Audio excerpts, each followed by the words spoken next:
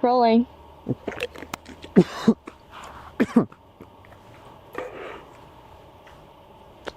Hey everybody, welcome to the show. We really wanted to get the first episode of this out before the election to help amplify our cause. That didn't happen, so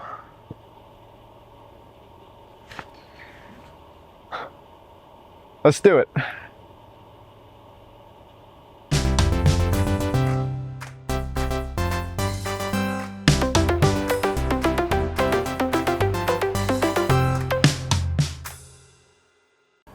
Okay, well, I wanted to have a guest on the first episode. I'm alone.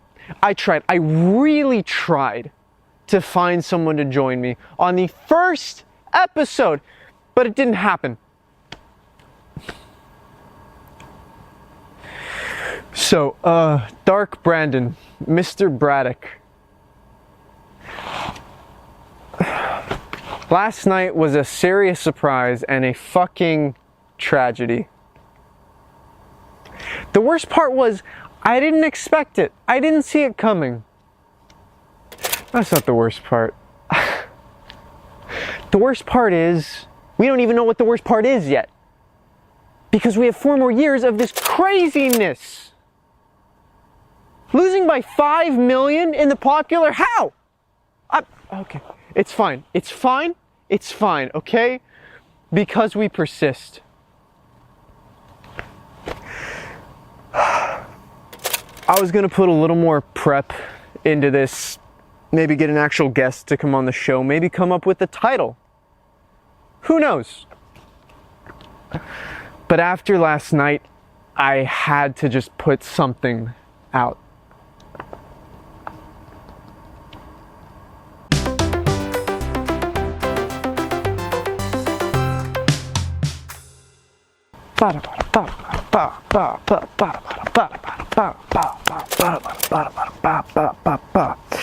The intentions of this show, so we need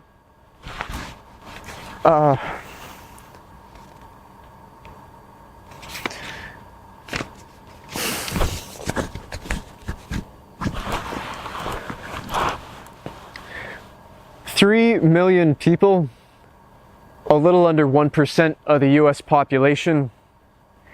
We don't see the sun, and you usually don't see us. Without a voice, without representation, we are downtrodden and forgotten, but we persist. This show will bring to light the struggles we face and hopefully become a platform to advocate for vampiric kind. Thank you for listening. Actually, no, something more than that. I also want to just bring people on to talk, to just share our stories. I reached out to a few of my kind, a few more than a few, by the way, and nobody wanted to join me. And it's a little scary because I'm going to get into it this episode. I am, so I understand. But please, come on the show. Come talk to me and show them we're just like everybody else.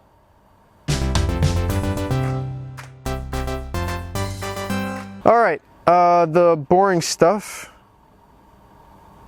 I'll keep it quick, but this is the first episode, so I want to give a recap of how we got here, so to speak. Way back in late 2019, and more prominently for the US in early 2020, we experienced the breakout of a unique infection. Crazy talk, right? And it became very quickly apparent that this infection shared a lot of similarities with the classic literary vampiric germ. I still remember the day we heard of the first case on island. I don't think I've ever been that scared before. It was such an existential threat. And still to this day, we have such a poor understanding of the underlying science behind it. especially with half the nation denying that it has any medical explanation whatsoever.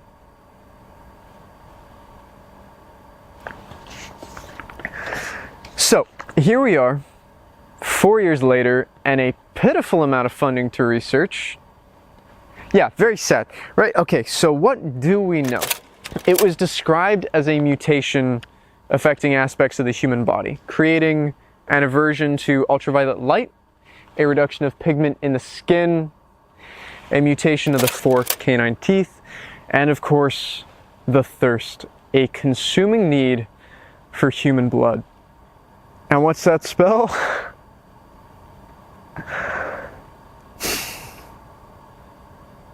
Unfortunately, it took a bit of effort from the first grassroots organizations to help curb fledgling vampires' thirst.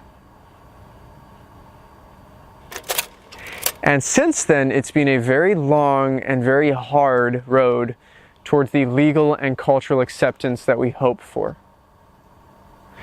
Vegan vampirism and voluntary feeding have provided some hope for coexistence, and the growing support from allies to help naturalize us. There are people we owe a huge debt of gratitude to, but we need much, much more help, and every time we stop moving, even for a moment, we lose ground, like last night.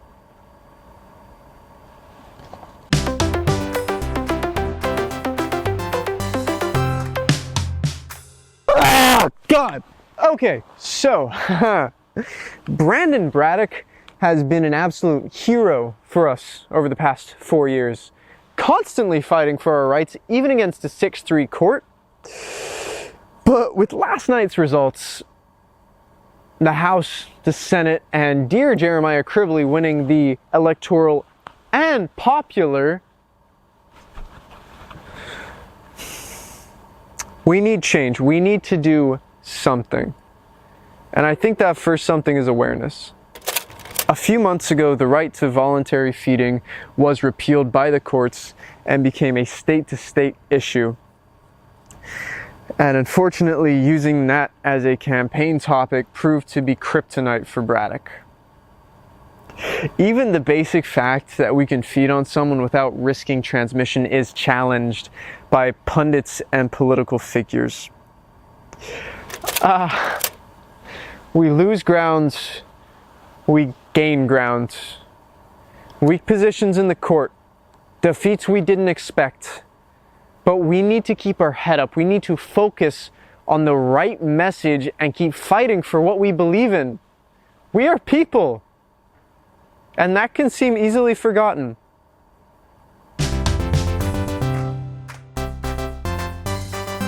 Jeez Louise, I did not mean to get that heavy on the first episode. But last night lit a fire, and it felt necessary to make it clear what foot we're stepping off with. But, oh my God, we actually do have a guest on the first episode. Busby! You're so cool, Busby. How do you do it? Atticus. I've prepared a couple topics because I've just been so excited to have you on the show. So, in January, Bradach will no longer be in office. It'll be a damn tragic day. Yes, and given the great lengths he went to secure rights for vampires in the face of fear-mongering and misinformation, I want to ensure that his legacy remains unmarred.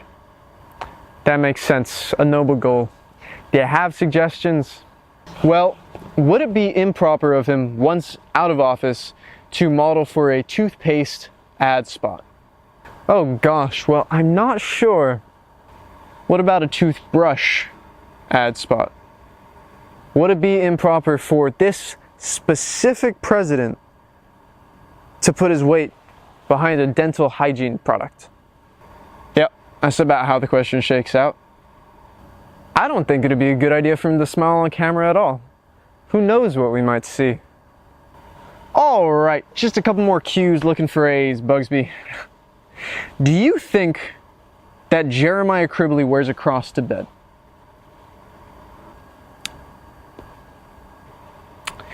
Do you think that Jeremiah Cribley keeps a little bit of garlic on his person at all times? Do you think that Jeremiah Cribley is more afraid of not seeing our reflection in a mirror or of catching a glimpse of his own? Jesus Christ. Crucifix to bed it is. Okay. What is this show, man? Do you even have a name for it yet? You know what, Busby? You're kind of a piece of shit. Busby had to go. Prior engagement or something. I don't know. Well, that's the show, folks. See you later. I've been scolded a little. It's been a very hard day. And we're gonna see a few more hard ones. But we're gonna do what we can. This show is my way of trying to give back to a community that is beyond resilient. And hopefully it can become a voice for all of us. Actually, last thing, we're a very insular community, but we cannot afford alienating potential allies in the face of a relentless onslaught. Okay.